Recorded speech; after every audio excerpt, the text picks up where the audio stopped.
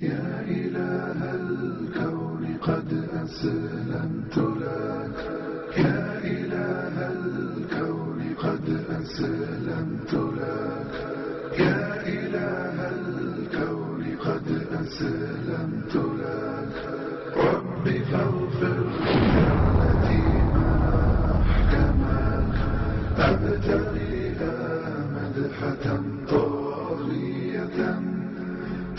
We want to go back to the Quran and the Sunnah. Because you enjoin what is right and you forbid what is wrong. And from Nabi Muhammad alayhi salam, I'm talking about that Islam. Makaru makarallah wallahu khairul makirin. They plan and plot, Allah too plans. Allah is the best of planners. C'est à partir de ces versets coraniques que l'on peut se faire une idée tout à fait claire.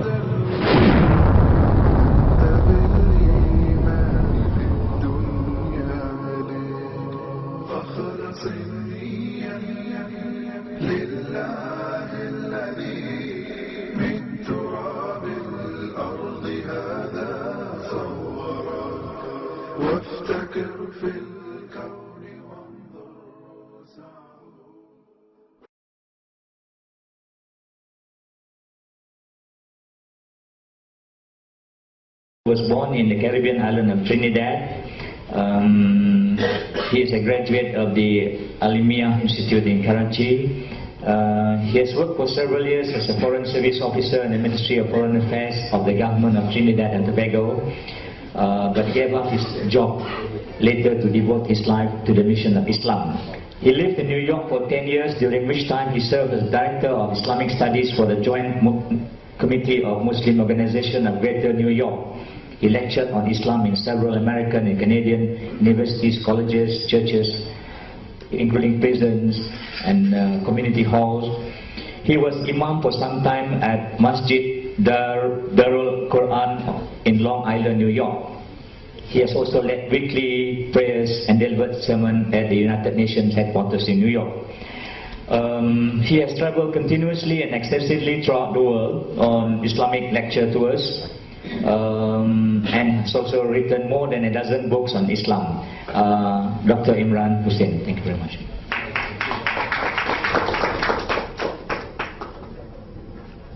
نحمده ونصلي على رسوله الكريم. بسم الله الرحمن الرحيم. Brother moderator, fellow panelists, my distinguished and learned brother Dr. Umar Ibrahim Valilio, brothers and sisters, Assalamu alaikum wa rahmatullahi wa barakatuh.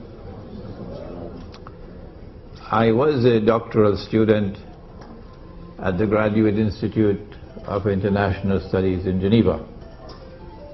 I didn't know how much Zionism there was in that institute. And I finally left without defending a thesis that I knew I could never defend in the Zionist Institute. So thank you for conferring the doctorate on me, but I don't have a PhD. Islam, the religion,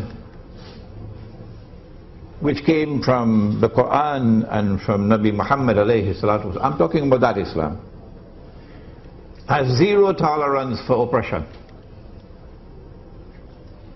And the oppressor will begin to receive his reward for his oppression in the grave. Perhaps later on I can give you some description of what kind of punishment he can receive in the grave. The world today is one which is witnessing universal oppression, multidimensional oppression. And if one cannot recognize that, then buy a one-way ticket to the moon. The oppressor created, it didn't happen by accident, a banking system which I perceive to be the centerpiece of his overall system of oppression. Is not the cruise missiles, it's the banking system. That oppressor is identified in the Quran, in Surah Al-Ma'idah, verse number 51. We can speak about that later. It is a Zionist alliance of Zionist Jews and Zionist Christians, a mysterious European alliance, which is about to deliver to Israel, after a long struggle, the status of ruling state in the world. The Zionists want history to end with a Pax Judaica, which would replace the Pax Americana in which we now live, which itself replaced the Pax Britannica, which preceded it.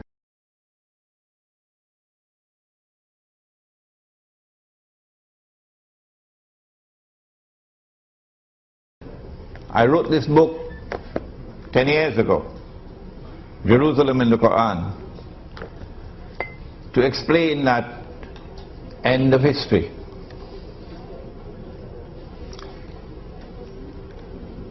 When Israel rules the world tomorrow, then a man would rule the world from Jerusalem, and Nabi Muhammad alayhi salatu wasalam described that man to us. But this subject belongs to Ilmu Akhirul Zaman, or Islamic eschatology, a subject which Islamic scholars, I don't understand why, are shunning. That man is, of course, Dajjal, the false Messiah. The US dollar is about to collapse. Even a schoolboy knows that. I don't know why the bankers don't know that. If they do, why aren't they talking about it? And why aren't they explaining to us why the US dollar is about to collapse? And how is it that Imran Hussein 15 years ago was saying that the US dollar, not only is it going to collapse, but it must collapse? Is he a prophet?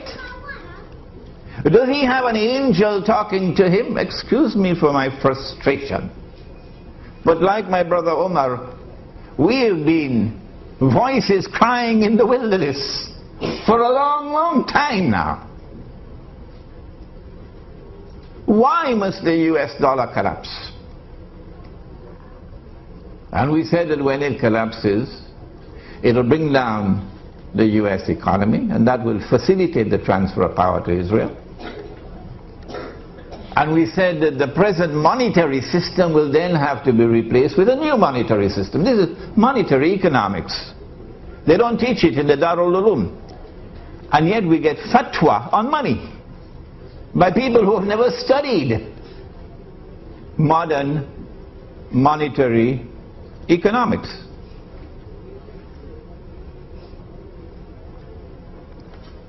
This knowledge came from the study of the Quran and the study of the ahadith of the Prophet ﷺ in the context of Ilmu Akhirul Zaman.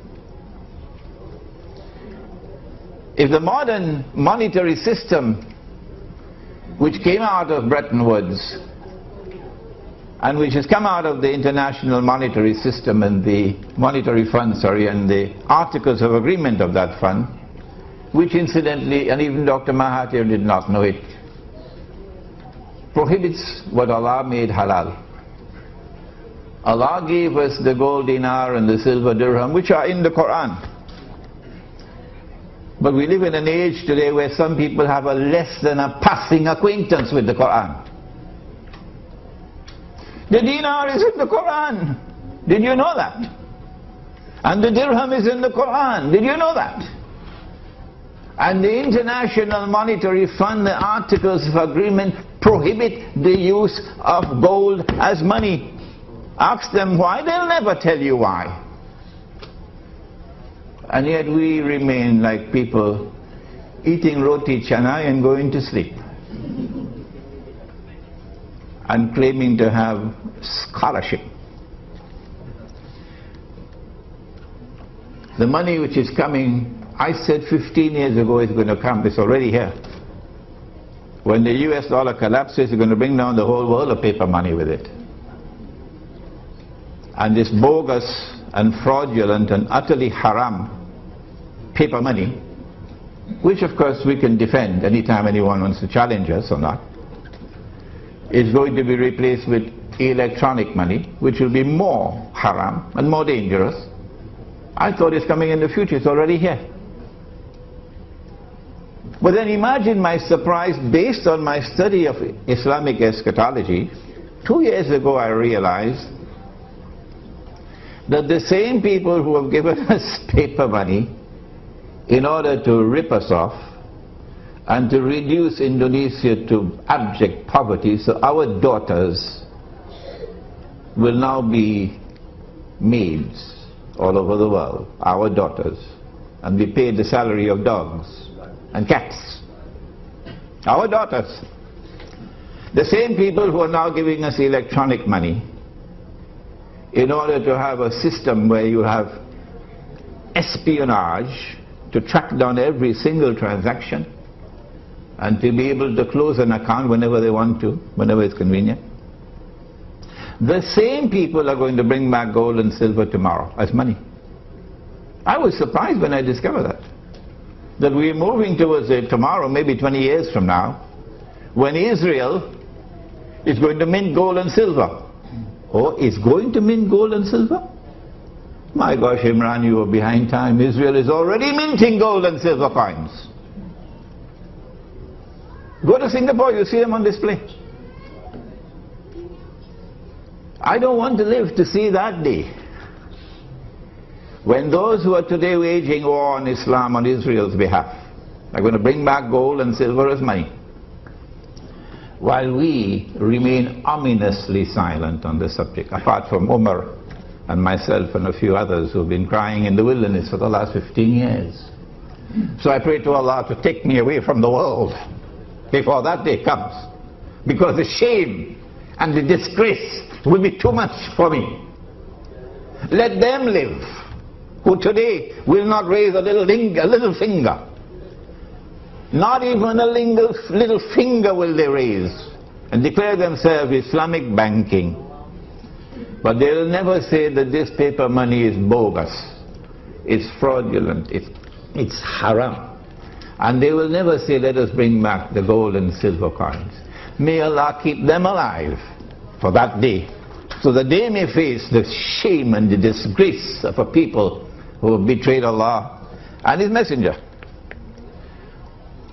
What is riba? And how does it oppress? Are questions we could take up later. There are two forms of riba. One is, of course, lending money on interest. And when money is lent on interest, the rich will remain permanently rich forever and ever, and the poor will be imprisoned in permanent poverty forever and ever. Money will no longer circulate through the economy, and even a schoolboy can see that's today's economy. But there's another form of riba which can be identified in taking a piece of paper. And if you have not studied the Bretton Woods Accord, and you've not studied the International Monetary Fund and the history of monetary economics, please remain silent. You take a piece of paper and you print a picture on it and you put a number on it and you give to that picture, because you are God, a fictitious value, because you are God Himself. You create money out of nothing. Well, wait until you reach the grave. Just wait until you reach the grave. That's a form of riba. Or you create something called a bank, take the word Islam out of it, because that's hijacking the name of Islam. And somebody has an account with $1,000 and he writes checks. He goes all around KL writing checks, because they know him, the shopkeepers accept the checks. But you have 1,000 in your account and you write out checks for 20,000? You should go to jail. That's fraudulent. Schoolboy will understand that. Is this fractional reserve banking? Can this be halal? If that is halal, you should buy a one-way ticket to the moon. And so, it is not Islam when you lend money on interest. And it is not Islam when you say goodbye to money with intrinsic value that Allah created, and you create money out of nothing. That can't be Islam. But as Umar was mentioning earlier, there's also something called riba through the back door. And let us speak briefly on that before we end. Can I buy on credit? Of course I can buy on credit. Nabi Muhammad alayhi salatu wasalam bought on credit.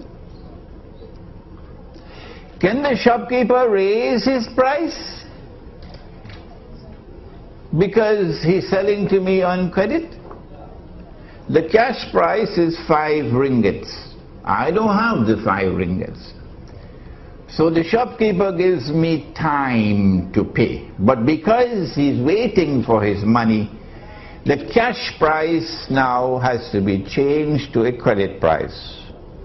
So the credit price will now be 10 ringgits because he has to wait for his money. Can a credit price be higher than a cash price? You don't need a degree from some Sharia institute. I mean, this is simple. This is 5 ringgits worth of common sense. That if you have to wait for your money, that the money should increase over time. That's riba. That is the essence of riba. That money grows over time. And so when the bank says, and they call it murabaha, they should define it, put in brackets after murabaha, backdoor riba.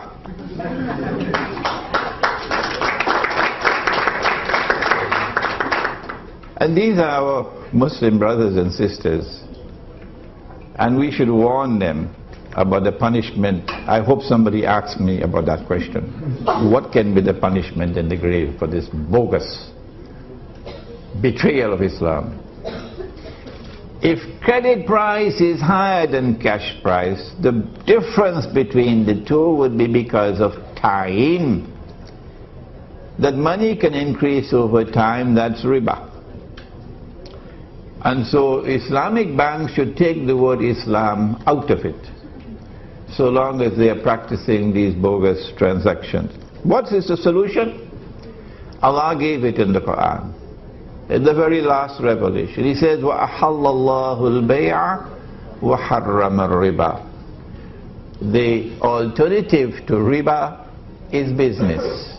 Business. A business transaction is one which embraces risk. You can make a profit or you can suffer a loss. Once there is that risk in the transaction, it's not riba. And number two, don't wait until the enemy, who is now waging war on Islam and who gave us this monetary system that we're now using, don't wait until they return to dinar and dirham, to gold and silver, because the embarrassment will be too great. Let us return to the dinar and dirham now. It's not sufficient to mint it. No. More than that. When you see something which is munkar, you got to respond to it. And the response must be to change it. فَلْيُغَيِّرُهُ بِيَدِهِ. And minting the dinar and dirham to work alongside the munkar and say, you scratch my back, I scratch yours, is not the solution. We have to be more aggressive than that. Ours is the alternative. Yours must go. How do we do that? My suggestion has been, let us build a market in which we'll prohibit the bogus money. Let us build a market in which we'll return to the gold and silver dirham. And Allah does not sleep. And if we're doing the work that is pleasing to Allah, then Allah is the one who charts the course to victory. Thank you. Wassalamu alaikum wa rahmatullah. Thank you very much, Brother Imran Hussain, for most enlightening, eye-opening remarks on banking. open the, buka kepada para hadirin lah untuk tanya soalan atau bagi komen dan sebagainya, and direct to your our panelists. Please identify yourself as usual. Anyone? First one, yes. Assalamualaikum warahmatullahi wabarakatuh. My name is Hazlinda. I'm actually a reporter. I'm also a victim of Islamic banking. If you ask me, satu penindasan, we don't need that question mark. It's not because of riba, but because of miscalculation by bankers. I lost the house. I'm not ashamed of that, to say that I didn't want to pay because the calculation was wrong. I went to NCF and they calculated it was 50% more than it should be. NCF is also part of Bank Negara, but unfortunately Bank Negara just mediated the whole thing. PPIM was there. We were there with Maybank. I'm not ashamed to mention them as well. Maybank, Prakash Mukherjee, whoever you name them, they were there. They have been told about this problem for 8 years. What did they do? They did not even recalculate. They were told that there was an extra of 150,000 to 250,000 on the loan given. We took a 375,000 ringgit loan to buy a house, and they charged us 793,000 to pay back within 19 years. I wouldn't mind paying if the calculation was right. It was based on 2 years of 6% and another 17 years of 8.25%. We challenged them to calculate. They failed to. What I'm trying to say here is, can CIMB or the university create an entity for people to go to ask if the calculation is right? We need a roof above our heads.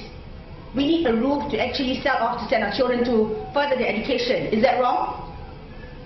Now, when we brought this up, what the banks did was, they have a lawyer to take the matter to court. I'm sorry I have to share this in English so that Tuan Imran and probably the others who are more conversant about this matter would be able to respond. And I'm sure that in Azia, you can also feel the whole matter. Now, when we went to UIA to consult another lecturer by the name of Professor Zakaria Man, he gave me the majalah. I went through the trouble to read about Baibi Tabi Najir. It was too difficult for me to mention that term when I first took the loan. BBA was easier, but it was nonsensical. I should have spelled it some other way and put an I at the end. So, when matters were brought to court, because we didn't want to pay and we wrote them thousands of letters to tell them it's wrong. Even the current CEO failed to look at it. Don't want to mention his name because I thought he's someone very respected. However, when it was miscalculated and we got NCF to tell our lawyers that we ought to fight this case, we were told that the current judge listening to such cases was from Bank Negara Malaysia, Rohana. We had even got that matter to her when she was still in Bank Negara. What's the point if we keep circling the same circle? I would like to know, Tuan Imran, what is the punishment for these people? And I would be very happy to lose the house today, but actually feel satisfied with the penance that they will face for their sins. They owe me a lot. They owe Islam a lot. They owe other people a lot. This is not the only case. We're not talking about extra payment. We're talking about wrong calculation.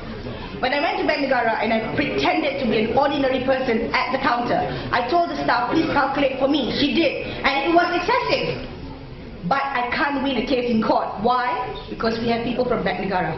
For your information, the officer who I had complained the matter to was an ex-Maybank staff. What do you expect? There is hidden loyalty all the time.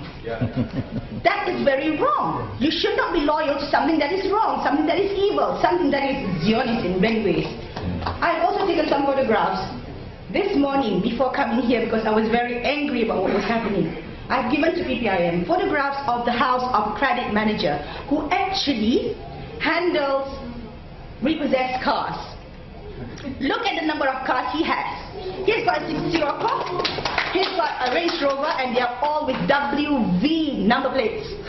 He has just retired. I am still working and I can't afford that. Alright? So all this is because you have officers who do not know where the line stands. They buy cars for their friends and sell it off. He's got 4 cars. Look at the number plates, they are not ordinary cars.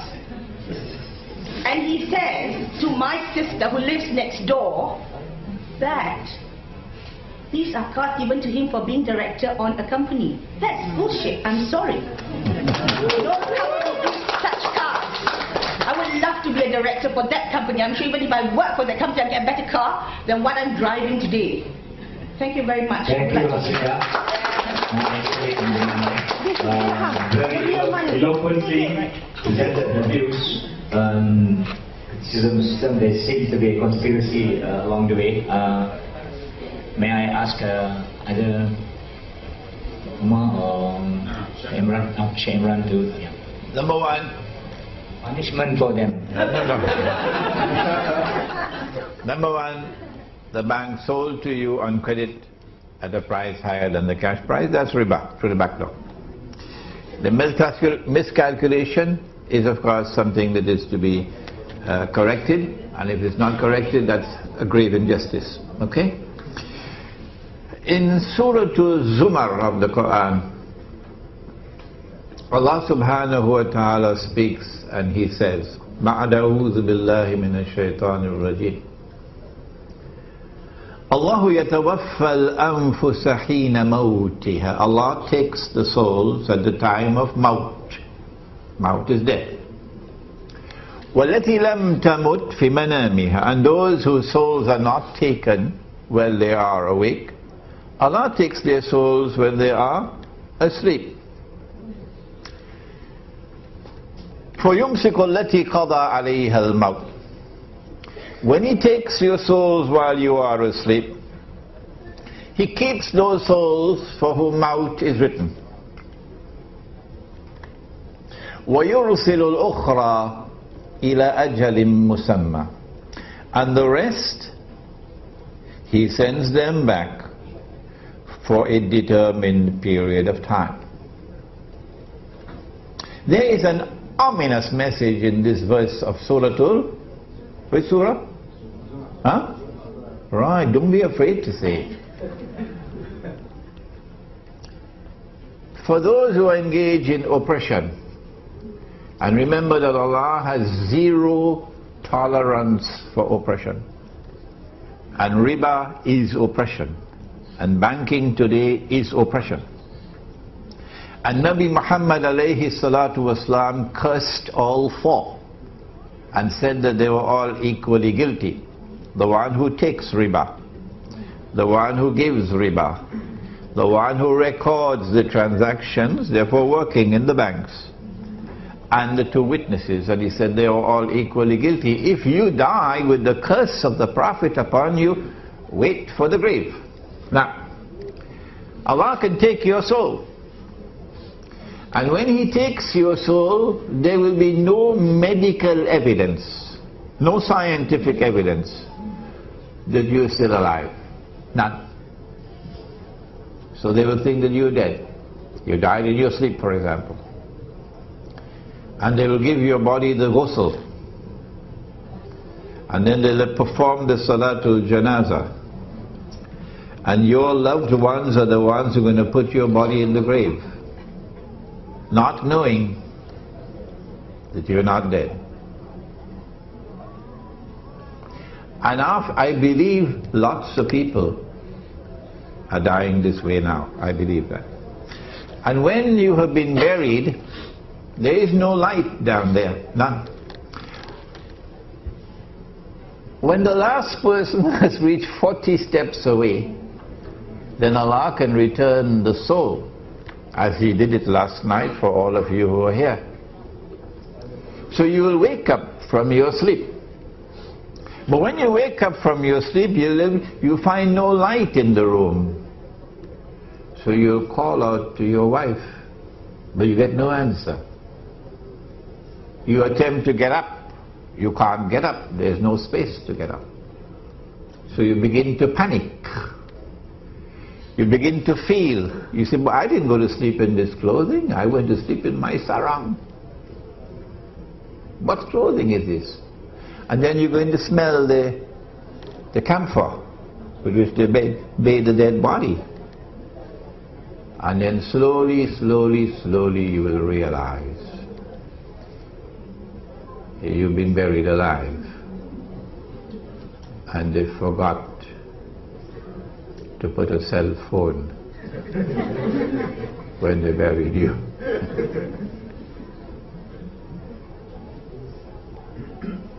And then you're going to cry out and cry out and cry out. But there's no one to hear you. And you will urinate upon yourself, and you will defecate in yourself. And the insects are going to crawl over you, and you can't do anything about it. You can't call for your banker, you can't call for your chauffeur, you can't call for your Indonesian maid. She's always an Indonesian, incidentally. You can't call for any help.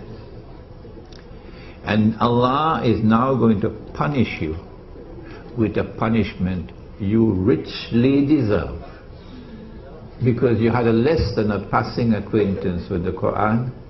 You had eyes you could not see, you had ears you could not hear, you had hearts you could not understand. It doesn't matter whether you are Christian or Jew or Hindu or Buddhist or Confucian or anything. The same God who created you is the same God who sent the Quran and sent Muhammad alayhi salatu wasalam. This is the punishment. My name is Anwar. I'd just like to ask, in terms of Islamic banking and Islamic financing, we all know that riba is haram, period. Those who participate in haram activities are considered haram. There is no two way around it. I believe we have got, I don't know, maybe 70-80% of those who are involved in the financing and banking of Islamic in Malaysia are also Muslims. Number one question, why are they still working there? Number two question, okay, I thought that all of us Muslims understand we base Islam on Al-Quran and Sunnah.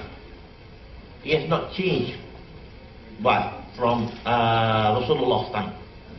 Okay, I assume that all the Muslims in the banking sector understand and read the Al-Quran and the Sunnah. I also assume those in the government also understand what's in the Al-Quran and the Sunnah. Okay, we have seen a lot of Muslims, okay, being put down by this financing system. The so-called say the difference between conventional banking and Islamic banking. We all see, conventional banking you earn 10 ringgit. Islamic banking you earn 12 ringgit and you call it Islamic banking. What is this? Okay, I would like to ask the panel, especially from the banks, are we not Muslim who have got self-conscious? Do we not work for halal living? Thank you very much. Thank you. Any question? Maybe you ask first, then the panel will answer. Bismillahirrahmanirrahim. Assalamualaikum warahmatullahi wabarakatuh. Saya Kemudi dari Lawang. Masalah saya bank muamalat. Tapi macam Datin cakap, dia bank dia. Tapi bank Islam, kalau bolehnya bank Islam semua sama. Maknanya mesti sama dia punya aturan. Okey, macam saya cakap, tetap dia riba. Okey, bank saya, rumah saya 54,000. Saya dah bayar 46,000. Masalah saya, mungkin ada masalah lah, saya ada kelewatan membayar. I'm Eunice. Good morning to all. Morning. Honorable panel, and a very special thanks to PPIM for organizing this forum and to bring us together. Okay, until today, as you see the voices here represent, we are asking so many questions. Let me put one question first. Alright, if bank is on the customer's side, we don't want injustices, we want justice for everyone. Why is the bank giving the bank terminals to all these fraudsters continuously to cheat the public? We are not able to answer this question, but we want the Bank Negara, conventional bank, all relevant banks to answer this question. Why is the bank terminal being given to all kind of fraudsters? Number two, what are the actions taken by these banks to overcome or to diminish or to lessen these problems, which is a burden to the public? to the bank users. We don't want a bank today. You just heard a few moments ago. We do not want a bank. It's just because our families are burdened, our people are burdened, and I wish this also goes to the Prime Minister's department and all people who are responsible for what we are here today, this Saturday morning, early morning. Actually, it is not easy for us to be here. The second question I have to bring forward is, are there any special third-party debt collectors assigned by your bank to harass all these victims continuously till we don't have a peaceful life? I think here, the public here can tell you how many of us are harassed by the bank debt collectors daily, by bank lawyers, by all the different, thank you, by all these different threats that we receive daily in our lives. Are we Malaysians moving towards a progressive country, or are we going backwards? And the third thing I need to ask is, what is the solution given by this bank? We want an immediate solution given by all these banks, and especially Bank Negara, that what action will be taken against this fraudsters and how can we recover back our money? With this, I wish to thank all those who are participating, all those like Prof. Imran and our Professor Omar, and all these people who have been really giving a listening ear to the public. I think we will move towards a better country. I really hope the Prime Minister is here today so I can voice out. Thank you very much. I can assure you PPIM will raise this matter with Bank Negara, but PPIM will bring your fund, your grievances to Bank Negara's attention almost in next few days. Thank you so much. Thank you. I think I can't answer because it's not from Bank Negara. So, yes, what? Yes, any other question? We have another 20 minutes or 15 minutes left. Short question to ask. I'm so sorry because I'm just in the middle of this event, so sorry. Okay, I just want to ask about the interest rate of the Islamic. Sebab saya yang saya perasan. There's no interest, concern. Yeah, there is. They call it profit. But it still is an interest, right? It just bukan nama saja kepada profit. Okay. So that is one thing that you make us confused. Okay. So the second part is I want to ask, if let's say you're doing something like Islamic, so I can making let's say compare between the conventional rates and also the Islamic rate. The Islamic rate is a little bit, I don't know whether that is a little bit higher or it's actually higher rate compared than the conventional rate. Okay, but to me my point is here, due to this interest rate is high, but it's Islamic, by right as Islamic, the interest rate should not be higher than the conventional, because if it's higher than conventional, it's like a burden to us. Because we do it as Islam, we should help each other, right? So that is my point lah. But if you can answer it, my question, thank you very much.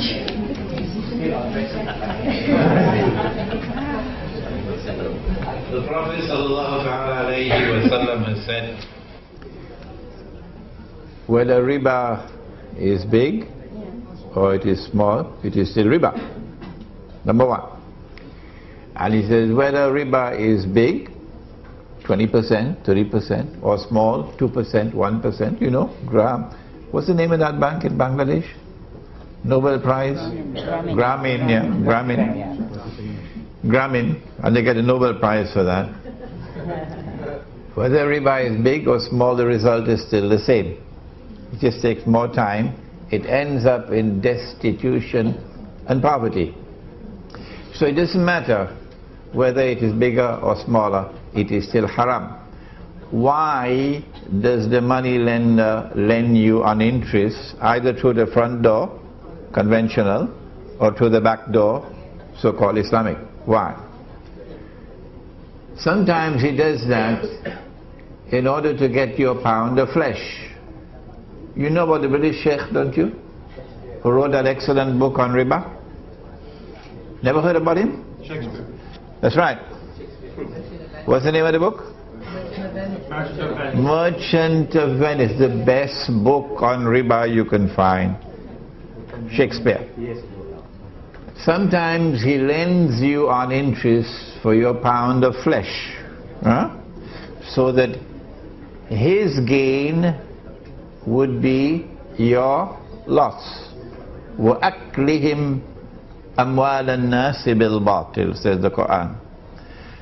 But sometimes he lends you an interest for a more sinister objective. And for that you must read John Perkins. Take a note. Confessions of an Economic Hitman. He lends you on interest because he wants to enslave you. And so you no longer have freedom. You cannot do what you want to do because the slave master says, no, you're going to pay a price. You can't pay that price. So you have to vote as Malaysia voted. Remember when Malaysia voted in favor of the resolution? The Security Council resolution? For the use of force against Iraq, Saddam Hussein? Yeah. And all the Malaysian people, all were opposed. So Dr. Mahathir said we couldn't do otherwise. If we had not voted this way, they'll destroy our economy. Okay? And so don't complain about whether the rate of interest is higher or lower. It is still haram. And the result will be the same. It just takes more time. They want to impoverish you, reduce you to poverty, and that's why there are demonstrations in New York now. And here. And the American people are now surrounding Wall Street. This little booklet was written at the request of the Director General of the Prime Minister's Department of Economic Planning. Can't remember his name now. He attended a lecture of mine. He said, write this, but don't make it more than 50 pages. The gold dinar and the silver dirham. Islam and the future of money. And we're going to have it soon in Bahasa.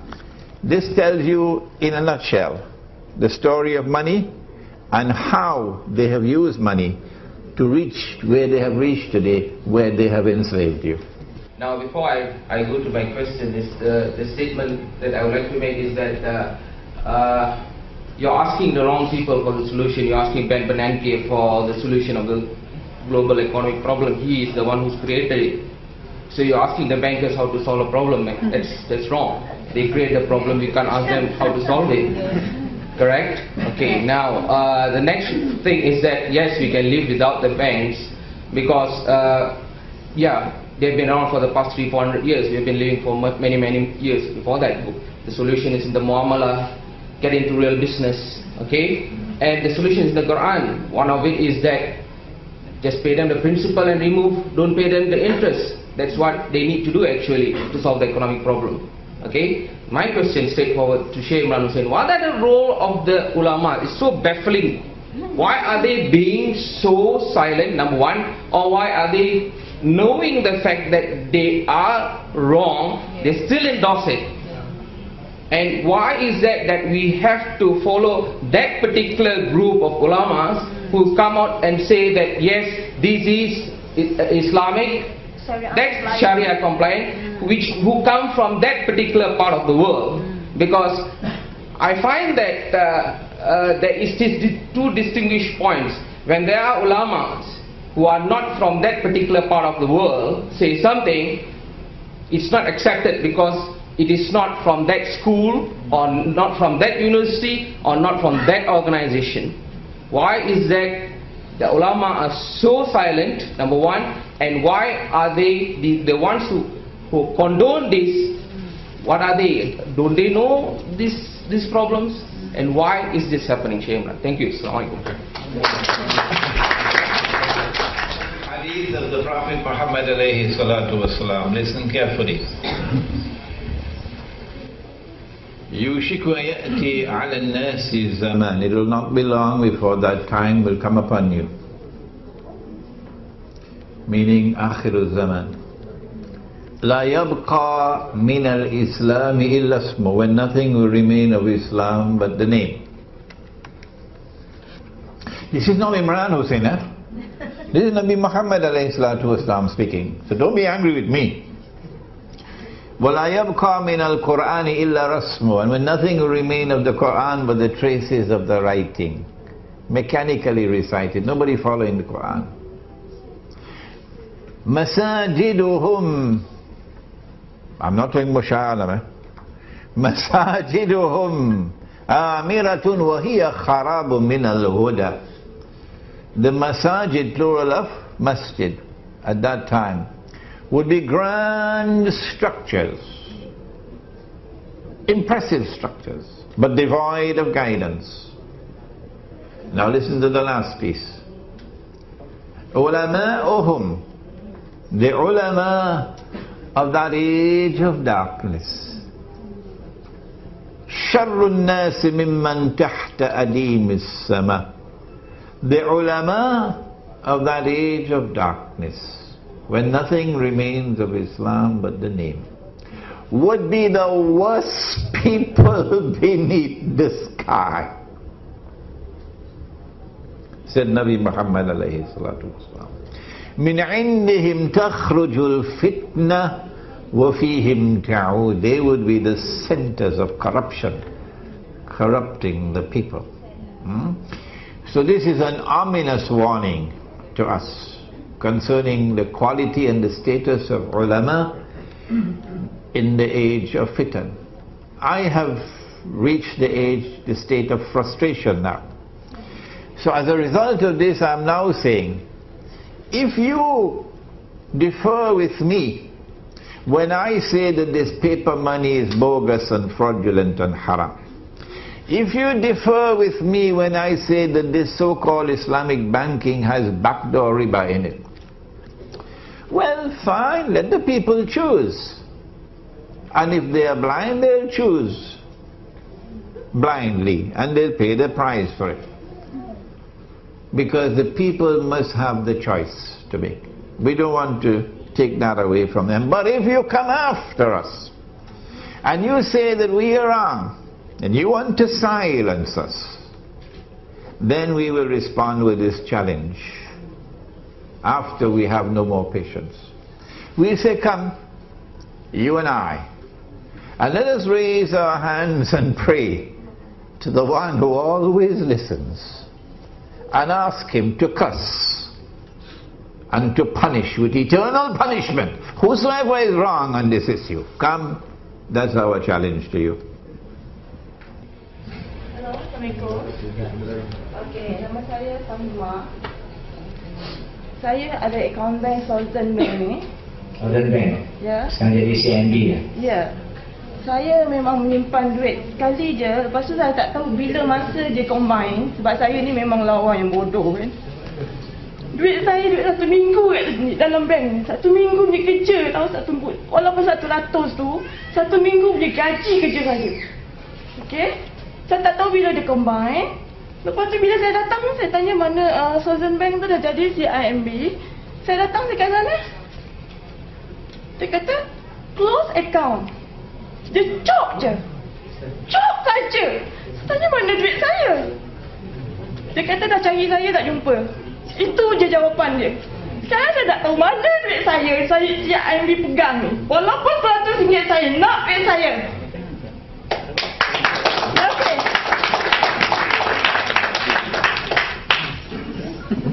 Okey, nanti kita jawab tu.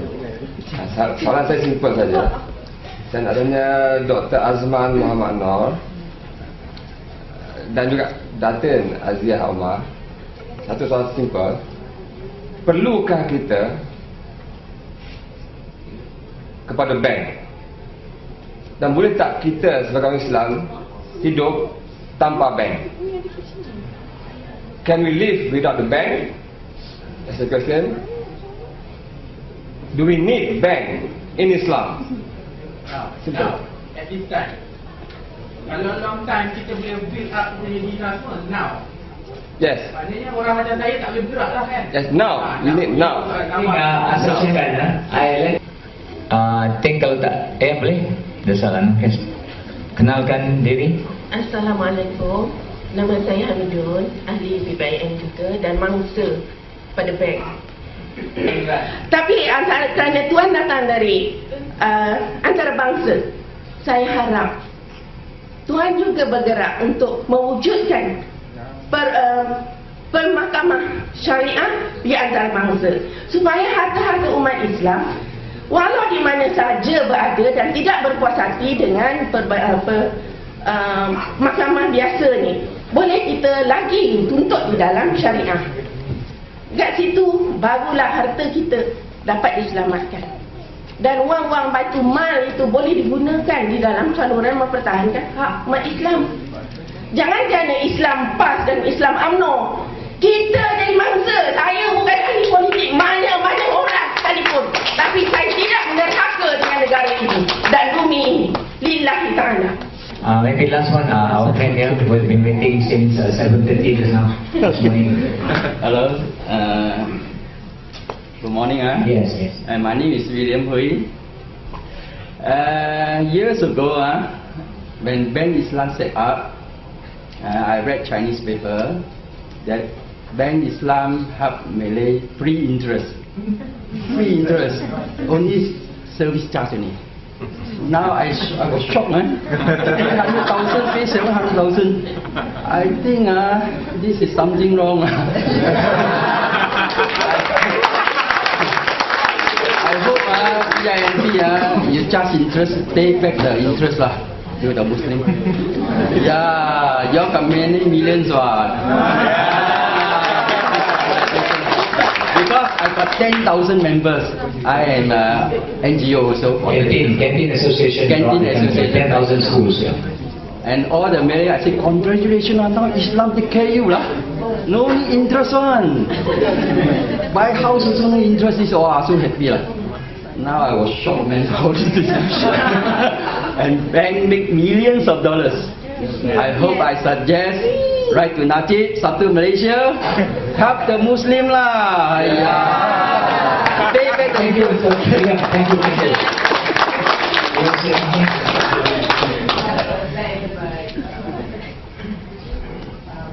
Going to something about what identify yourself. My name is Alawiyah Abdurrahman.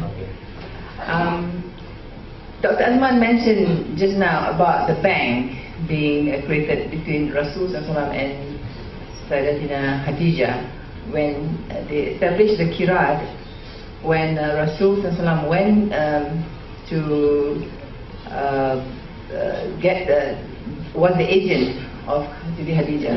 Now a lot of ulama use that as the justification of them allowing the bank. No, shut down. Anyway, this is not right. It is a clear-cut kirat between Rasul SAW and Khadijah. So the banks now are not doing that. They are establishing the bank under the law of fractional reserve banking, using names of instead of riba, other names like commission or fee or whatever. Any other name? So we have to stop the shaitan from using this noble blessed transaction of Rasul SAW and Sayyidatina Khadijah as not the bank that they see today. So that's just correction. Okay, I think that's last one, this very last one. Thank you very much for your comment. Very good example and a very accurate the practice which was done by the Prophet himself. He was the Mudari for Khadijah. I was mentioning another example actually for another contract, which is a contract of loan which was done by Zubair bin Awam. You are correct. Sometimes there are, as I mentioned, there are of course loopholes, there are weaknesses, in implementing. So even because of the complaints from the public now, I was informed that there is suggestions to move away. They may come up with something else, instead of mudarabah, because the thing is not so transparent. They have the reserve, profit equalization reserve. The amount they distribute actually is not the real. The real performance does not reflect the real performance, the real profit obtained gained by the Mudari. So sometimes the bank has to top up. So this is fictional, I agree. Okay, as Professor Omar mentioned. So they are trying to move away. But for the time being, as I mentioned to you, some of them, they were given permission on the interim basis, okay, for temporal basis. So they are going to review from time to time.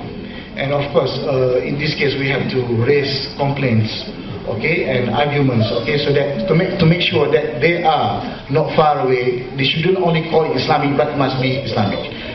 Another issue is about pricing, whether it is ethical or not ethical. Okay, of course, this is another issue which is also very, very important. Of course, you can charge expensive price, but okay, from ethical value, akhlaq, okay, in Islam, you have to take also into consideration, okay, the right of others, and also, okay, the help, the need, because you have to give assistance and okay, help to others. If you are oppressing them by charging them very expensive price, not only, I mean, in anything, okay, you sell to them, this is unethical actually. That's why in the West now they are promoting ethical banking. But ethical banking does not mean Islamic banking, okay? So what happened now, to me, yes, this is also very important. Then the Islamic bankers have to take into consideration, okay, where, okay, their pricing should be ethical. Okay, the pricing, and they should be transparent. Okay, the price must be known, the way they calculate must be known, and there shouldn't be any oppressions, or there shouldn't be any fictitious or anything which is hidden, any fancy transactions behind the whole transaction. Wallahu a'lam. Terima kasih Tuan Azman, terima kasih, thank you very much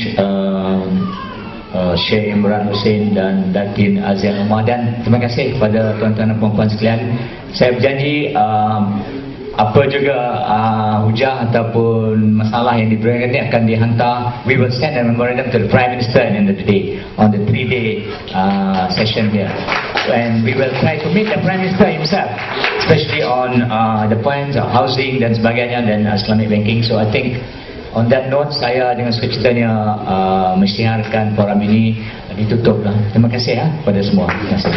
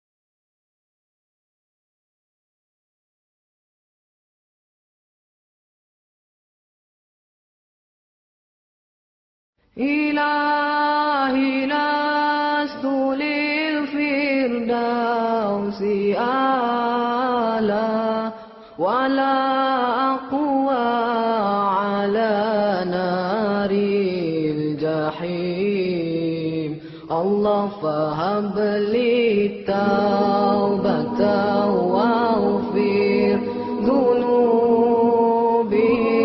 فإنك غافر الذنب العظيم